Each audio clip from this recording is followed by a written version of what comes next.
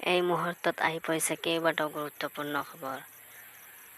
ৰাজ্যখনৰ ভিন্ন জিলাত চলি থকা বান সাহায্য আৰু পুনঃসংস্থাপনৰ কাৰ্যসূচীত অসন্তুষ্ট হৈ পৰিছে মুখ্যমন্ত্ৰী হিমন্ত বিশ্ব শৰ্মা। বৃহস্পতিবাৰে শৰ্মাই বানপীড়িত অঞ্চলসমূহৰ সকলো জিলা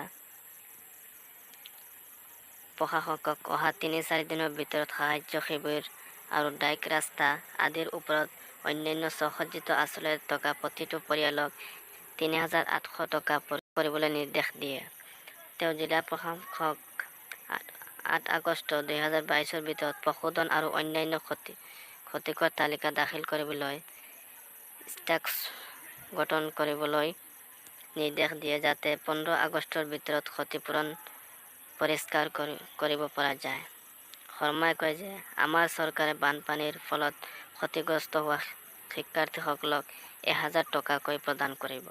তেওঁ কয় যে যদি এমাহৰ ভিতৰত বান পৰিস্থিতি সম্পূৰ্ণৰূপে উন্নত হয় তেন্তে ৰাজ্য চৰকাৰে অহা ১৫ আগষ্টৰ পৰা ক্ষয়ক্ষতিৰ পুনৰুদ্ধাৰৰ কাম আৰম্ভ কৰিব। তেওঁ জিলা প্ৰশাসকক সতৰ্ক কৰি দিয়ে যে কোনো প্ৰকৃত স্বাভাৱিক ব্যক্তি ডিচিৰ দ্বাৰা প্ৰস্তুত কৰিব লগা তালিকাৰ পৰা বাদ দিব নালাগে আৰু তেওঁ কোনো অপ্ৰকৃত নামত অন্তৰ্ভুক্ত কৰিব নালাগে।